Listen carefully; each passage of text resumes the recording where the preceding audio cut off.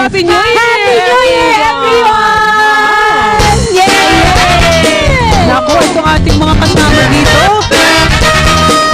Sa bansa, ang dalawang barko at isang power helicopter ng hukbong sandata ng Pilipinas na bahagi ng modernisasyon nito.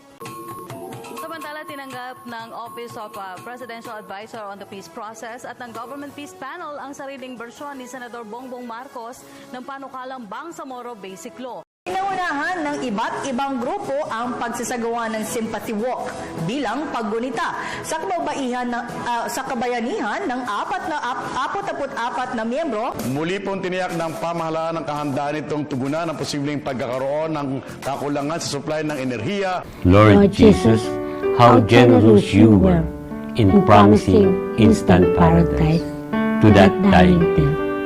How lucky he was that very day you canonized him.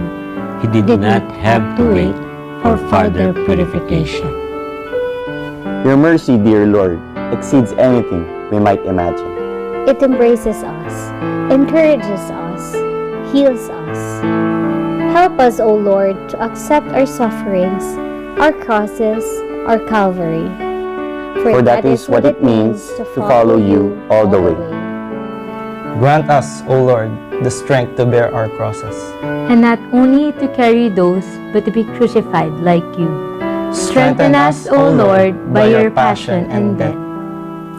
We are not worthy to be admitted to the paradise immediately, but we hope firmly in your promise that if we eat your flesh and drink your blood, we will never die forever.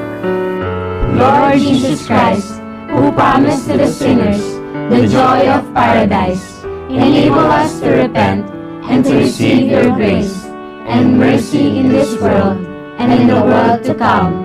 Amen. Araw-araw pong tumutok sa Balitang Hali, Lunes hanggang Linggo, tuwing alas 12 in punto para sa mga balitang walang kinikilingan, walang pinoprotektahan. Walang kasinungalingan, serbisyong totoo lamang. Mula sa tahanan ng katotohanan, Mariz Umali po. At ako po si Jun Veneracion, kami inyong makasalo dito sa Balitang Hali.